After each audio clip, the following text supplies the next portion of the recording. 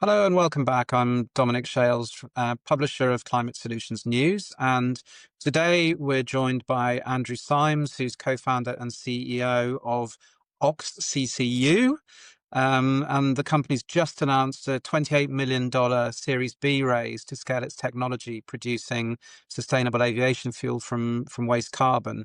Aviation accounts for about 2 to 3% of global CO2 emissions, and the overall emissions from flying are growing very rapidly, as I'm sure that Andrew will come on to talk about.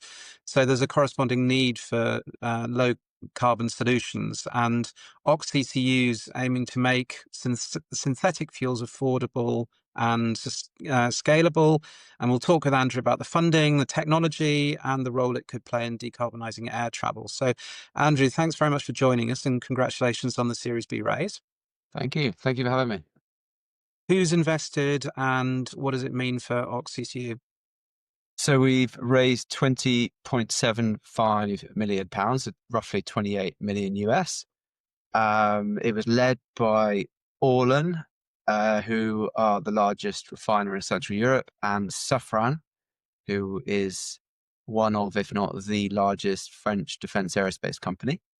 And alongside IAG, who's one of the largest airlines in the world, the parent company of British Airways and Iberia. And we also had new investment from Australian pension fund, Host Plus, as well as Taiwan cooperative venture capital, a Taiwan-based bank. And we had existing investment from Clean Energy Ventures, IP Group, or Kiko, as they are known sometimes in the climate side, Bravos, Aramco, E&I, and I think I haven't left anyone. Oh, Oxford University as well. So it is a really, really strong list of companies and funders, right? And we cover kind of the full value chain. And most importantly, it funds our next demonstration plant, which will prove our technology at a much larger scale with better yields and ultimately get us one step further to our overall mission, which is to have a commercial plant using our technology by the end of this decade. And so the first demonstration plant is that's effectively a pilot, isn't it? Is it the OX1 facility near Oxford? Yeah, OX1 is roughly 1 litre a day capacity in Oxford Airport. We got that up and running in 2024. And now we're building OX2, which is around 30 litres a day, but it is more integrated. It's got better yields. So it's ultimately much closer to the commercial plant. But ultimately still a demonstration plant. But we need to go through the steps to de-risk our technology on the way to scale. And what kind of volume would a commercial plant be producing? So we don't really have limitations, in terms of our technology. The limitations are likely to actually be on the feedstock side. But we're anticipating commercial plants to be in the realm of kind of 10 tons a day, maybe up to 50 tons a day. So kind of, multiple thousand tons a year, maybe up to 10,000 tons a year, that kind of. And just to put that in context, what does an airplane take in terms of fuel capacity, and what proportion would that typically represent? Well, I don't have those numbers right off the top of my head, but those kind of plants are similar, if not slightly smaller than the kind of heifer plants that we have in operation today. They're still significantly smaller than existing refineries, of course, because you've got to start from somewhere. But sustainable aviation fuel covers today roughly around 0.1 billion litres, which is around, I think somewhere around 0.5 to 1% of aviation fuel. So I don't have all the numbers up right off the top of my head, but we're still talking about small amounts over the next 5 to 6 years of SAF. So if you look at the mandates, we're talking 1, 2, 3, 4, 5, maybe not much more than 5 over the next kind of 5 years, and then hopefully expanding beyond that. But we'll talk a little bit more about the sort of market in a second. But just coming back to the investment round, you were oversubscribed. We were. 20 million was the target. Congratulations. And why do you think you succeeded when so many others are not succeeding at the moment? What is it about OXCCU that makes you so attractive to these investors? I think it is a tough funding environment, but I think strong companies with clear missions will still get funded. The scale of the SAF challenge is enormous. The mandates coming in are real, and they aren't just in the EU and the UK. We're looking at SAF mandates coming in Singapore, India, and others, all in slightly different flavors. But still, we're talking about a massive market. And we've demonstrated, what we said we would do with OX1. And the mission is clear. We've got to do something about aviation. So I think it's those things. And I think certainly the strategic, certainly in Europe, are still very keen to try and find solutions to what is a huge problem. So the science, mentioning the science is a nice segue into the next sort of discussion topic, which is actually your technology. Now, it's a very technical area. Try and give us an overview for a layman. How does your process work? How does the technology work? What is it you're doing, and why is that different from what others in the sector are focusing on? Yes, I mean the simplest way of saying it is basically our process enables conversions with less steps and with higher selectivities.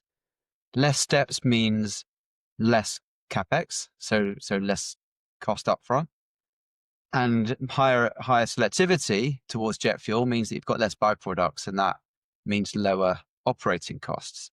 So those two essentially enable us to get lower cost SAF. The processes that we're working with have three feedstocks mainly. So the first is biogas, and that is reformed to make syngas, which is carbon monoxide and hydrogen. And our catalyst enables you to add some CO2 and be able to convert the CO2, and the hydrogen.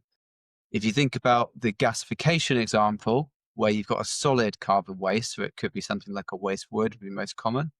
That essentially is gasified, and that makes a mixture of CO2, CO, and hydrogen, carbon dioxide, carbon monoxide, and hydrogen. And again, our catalyst can directly convert all of that into fuel. You might need some extra green hydrogen to get all the carbon converted. And then finally, if you start with just pure CO2, again, you've got CO2 and you add the green hydrogen, and our catalyst can convert that as well. So it's a platform technology that enables the direct conversion of both carbon dioxide, CO2, and carbon monoxide, CO, into specifically the jet fuel range. And so you've got less steps and less intermediates. There are two main other routes. The other route would be conventional cobalt fish drops. But the issue with that is that you can't convert the CO2, and also you generally overshoot and make heavier things rather than the jet fuel range.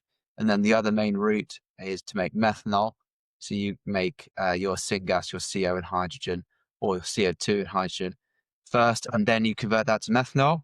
And then you would convert the methanol into short chain olefins, and then you convert the olefins into jet fuel via oligomerization. That's the other route, and that's got far more steps than we do, and that's the challenge with that one. So yeah, each one has got a fair amount of complexity in it, but at the heart of it is less steps and higher selectivity, meaning less capex, less opex, lower cost staff. And there are quite a few constraints on where you actually get the waste carbon from. I think genuine waste carbon feedstocks are those that do not deplete nature and soils, displace food, or cause deforestation. It says on your website, and that sounds like most of the sources. So where does your waste carbon actually come from? And also, who's stipulating that? And because of those stipulations, is there actually enough to go around to be able to make SAF at the volume that you want to in the future? Yeah, the problem with biofuels is always the feedstocks. The aggregation of the feedstocks, the quality of the feedstocks, and whether or not the feedstocks are genuinely sustainable. There is, though, if you look at those three feedstocks, a large amount, but one alone cannot do it all. Biogas is made from things like farm waste, food waste. Again, it's a great feedstock, but there isn't enough to do all of sustainable aviation fuel with it. Gasification is tricky, but it can be done. And that uses things like waste wood. If you go to places obviously where there's large forests, particularly Northern Europe or places like Canada, the US, you'll get a significant amount of waste wood that's genuinely sustainable. There's also things like straws, which are currently burned in a lot of places. They can be converted via gasification. So they add up to quite a lot. And then finally, you've got carbon dioxide itself. And there are a number of different high purity CO2 sources that can be converted. But that comes at a cost as well, right? And there's a big price difference today between sustainable aviation fuels and, traditional fossil fuels. When it comes to the airlines using the sustainable fuels, who's paying the difference? Is it the airlines? Is it being added on by to charge passengers? Is it government subsidizing? How's that differential being addressed? So, I mean, the key thing about the differential is that it is not fixed, and that with new technologies, you can get it down. Maybe heifer, so vegetable based, SAF trades at around 2 times the fossil fuel price, and it's readily bought today. And the key thing for us is that we want to get the cost of the advanced SAF down to that same level, and that does require technical innovation. It is difficult to get down to parity with fossil fuels, and that's in large part because when you think about some sources of oil, it is obviously incredibly cheap to extract that. But that said, we've got to keep pushing and trying to get it down as close to that as we can. And when you think about some kind of a carbon price or a SAF mandate or some voluntary scope 3 added to it, then if you are roughly 2 times the fossil, then the fossil could easily be put up to around that level and globally and be a mass market product. And that won't have a significant effect on ticket prices. When you think about an airline ticket being roughly 30% fuel cost, at least initially, if we talk about something that's 5% of that fuel and it's only 2 times more expensive, that's a very small increase. Roughly, it's around £1.50 for every £100 you spend if it's only 2 times the price at 5%. Now we want to go on from there, but ultimately we're not talking about huge increases, at least in the short term. And then we've got to keep working on getting that price down. But that's being passed on to the traveller effectively by the airlines Of at the course, moment. eventually. But Yeah. I mean, you've got to remember that when you think about airline tickets, the oil price also has a huge fluctuating effect. The oil price, even in recent years has varied in the UK from, maybe as low as, 500 up to around, or maybe even lower, up to around well over 1,000. And then on top of that, there's general air passenger duty. And that, could be a very significant amount of your ticket. Maybe roughly 30% of your ticket could just be tax. So, yes, ultimately the increase is borne by the customer, but you're looking at swings that are probably greater than the SAF mandate in the early years, at least, that, would be less than the cost of the oil swings and less than the taxation that you're already paying to the government, which goes to general taxation. And if we just drill a bit further into the kind of airlines, I mean, presumably the investment by IAG doesn't stop you selling to other airlines as well. You can provide the market in total eventually.